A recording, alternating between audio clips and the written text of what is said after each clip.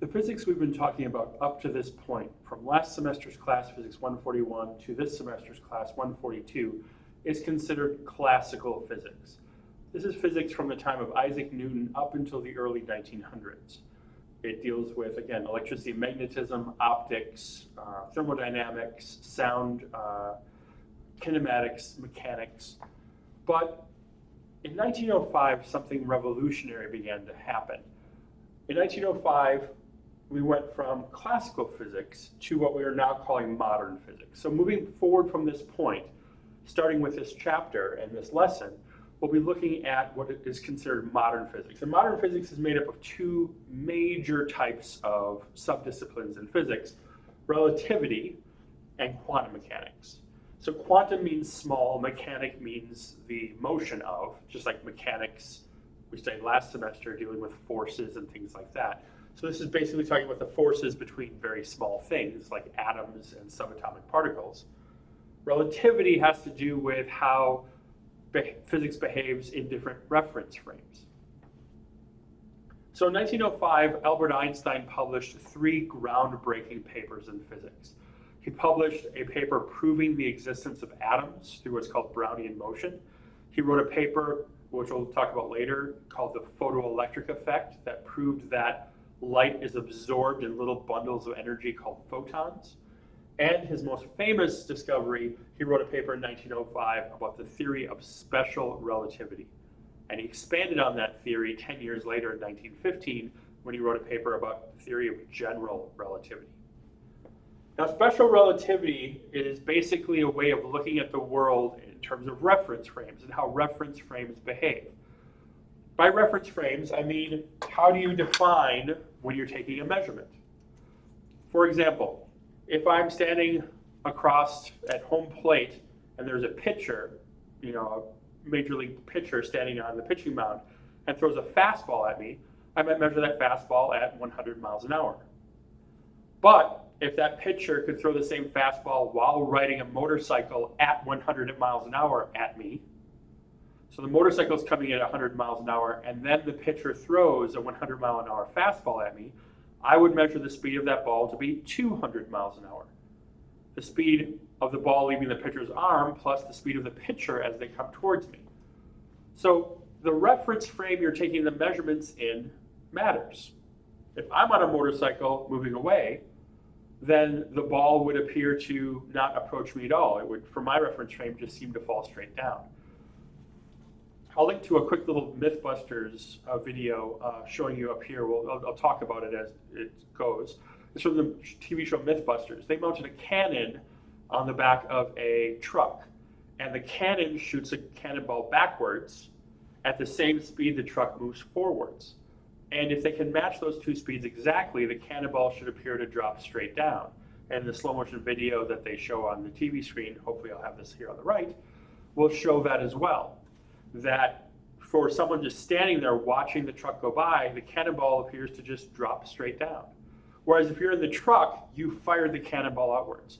So you measure different outcomes depending upon which reference frame you're in. So, by reference frames, your book talks about inertial reference frames. An inertial reference frame simply means a non-accelerating reference frame. If you're moving at a constant velocity or zero velocity with respect to something, you have an inertial reference frame with that object. If you're accelerating, you're in a non-inertial reference frame. So for example, if I drop a ball and time how long it takes the ball to hit the floor, I can use the kinematics equations from last semester to time how long that takes. If I'm in an elevator moving up at a constant rate, constant velocity, so zero acceleration, if I do the experiment, I get the same results. But if before I do the experiment, someone cuts the wire and the elevator plummets as I drop the ball, I'll get a very different result out from that experiment because I am now accelerating downward. I'm in a non-inertial reference frame. Or if I try to go on a merry-go-round and do the experiment, I'll get a different result because I'm in an accelerating reference frame. So a reference frame that is accelerating in that the velocity, either direction or speed, is changing is a non-inertial reference frame. If the velocity is constant between reference frames, or between an observer and the thing that you're observing, or it's zero, then you're in an inertial reference frame. So special relativity deals with inertial or non-accelerating reference frames. So that ball motorcycle example is an example of a inertial reference frame because the motorcycle is approaching me at constant velocity. So therefore, it's not an accelerating or non-inertial reference frame.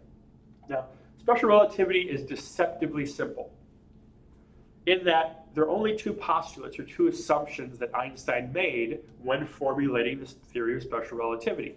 So he thought, well, the laws of physics should be the same everywhere in the universe. And that's not that surprising, right? I mean, a hydrogen atom should be this way the same as a hydrogen atom in Milwaukee versus a hydrogen atom in Australia versus a hydrogen atom in the sun versus a hydrogen atom in a distant galaxy. Hydrogen atoms should behave the same way. Masses should behave the same way. Speeds and forces should behave the same way. So, given our understanding of physics, and since we're not in a special part of the universe, right? Earth is a planet among many, surrounding a star, among a galaxy of many stars. We're not unique in that respect. So the laws of physics should be the same throughout the universe and in all inertial or non-accelerating reference frames.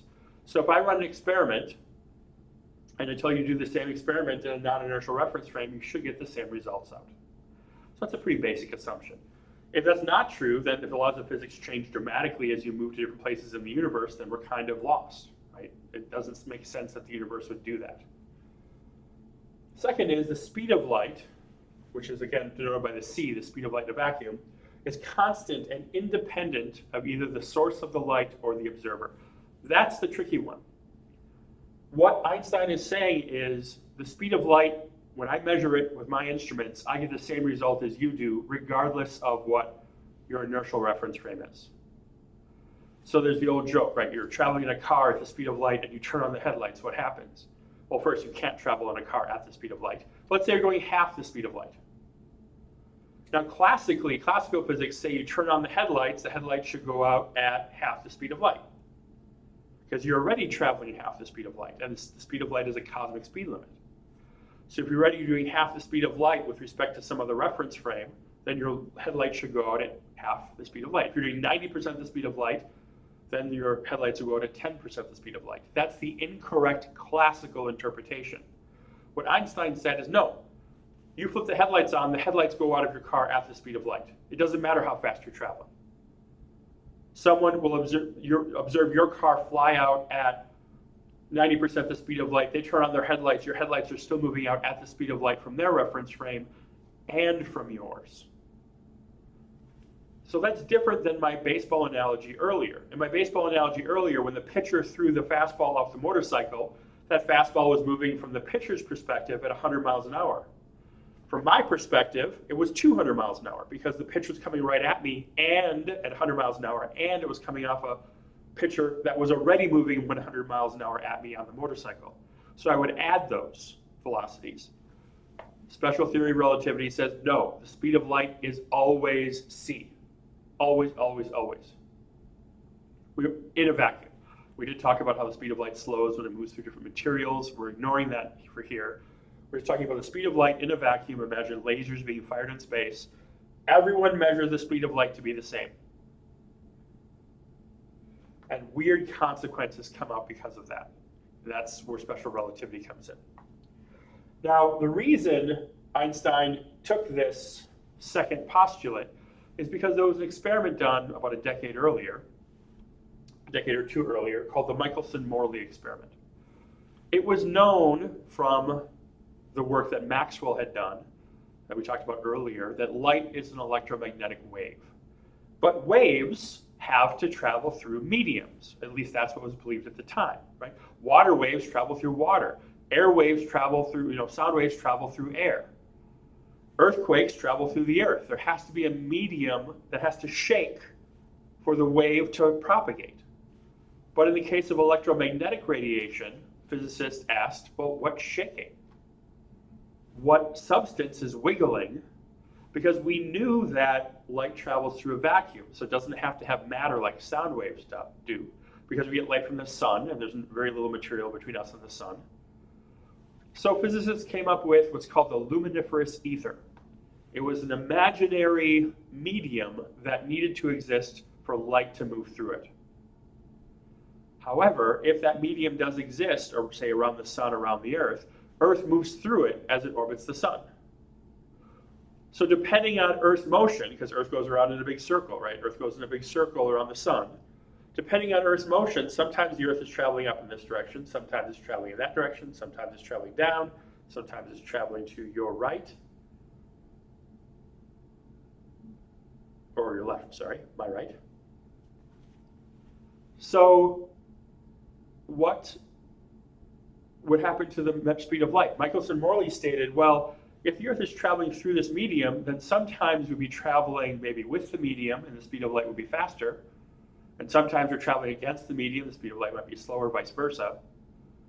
But the speed of light should change depending on where Earth is in its orbit, if Earth is going through this medium, this luminiferous ether. It turns out they could measure. Their instruments were sensitive enough to detect it if it was there, but they could measure no significant change in the speed of light, regardless of the orientation of the machine or where Earth was in its orbit. They always measured the same value, c. So Einstein said, well, maybe that is a universal thing. Maybe the speed of light, there is no luminiferous ether. Maybe the speed of light is constant for everybody. And we'll see that these interpretations, that these postulates lead to some rather cool and rather out there ideas, and actually testable. They've been proven to be correct. Special relativity has been tested for the last 110 years, 112 years, and it's been found to be right every time. General relativity has been tested for over 100 years, and it's been found to be right every time. So Einstein, we're still constantly testing Einstein's theories, and they're still holding up after all this time. So let's look a bit more at what the consequences are of Einstein's special theory of relativity.